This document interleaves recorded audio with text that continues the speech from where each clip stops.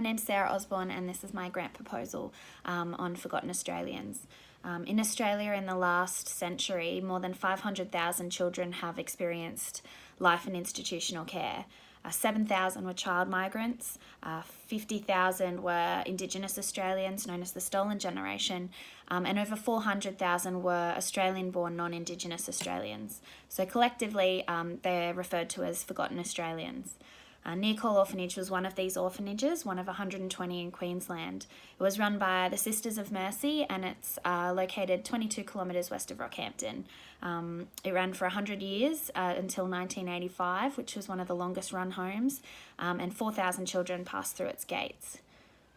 Although it's impossible to prove which is the worst home, Near Call was notorious. And in the 2004 Senate inquiry, the report found that children placed in these institutions suffered separation issues, grief, isolation, confused about their identity. They were incorrectly told their parents had died. They were neglected, exploited, humiliated, used as child slave labour. There was a lack of education, of healthcare, of family support. Children were severely abused physically, emotionally, and sexually. So one of these women was Margaret. I met her in 2013, and she was reluctant to meet me because she'd never told her story publicly before, and she didn't trust anyone. So Margaret's story is that when her father died when she was about 9 years old, her mum was too grief-stricken to care for the children, and her grandmother wasn't allowed to due to her being Indigenous. So Margaret and her brothers and sisters were sent to Near Call when Margaret was 10. And in that first year of her being there, she alleges that she was raped 3 times. And this continued throughout Margaret's entire adolescence.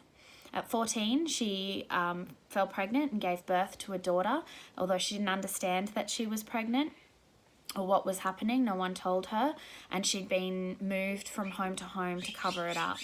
And then the child was forced adoption.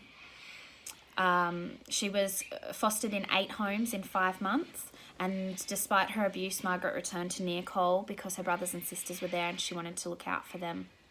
At 16, Margaret alleges that an incredibly and violent raping occurred involving 3 men, which resulted in her just losing it and saying, "I am going to tell everyone what's happened."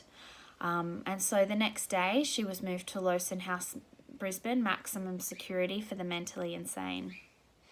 In November, Margaret will bring her accused rapist to court for the first time, an important step in her fight for justice. This story is in our own backyard, and it's been hidden because it's ugly. But I believe that it's an important one that needs to be told, and this grant would mean that it's possible for me to do that, to go to Rockhampton, to support Margaret, and to continue to tell this important story and raise awareness of the 500,000 forgotten Australians in this country.